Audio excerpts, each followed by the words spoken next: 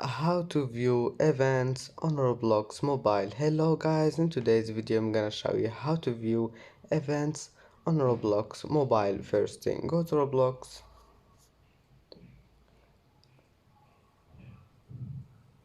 and now click this 3 points here in the bottom corner, and then click here you will find events, just one click.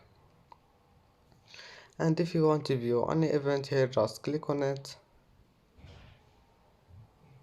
And as you see here, you can view the event and you can play the map if you want. And that's it for today's video. If you like this video, please don't forget to like and don't forget to subscribe. And thank you for watching this video until the end, and see you in the next video.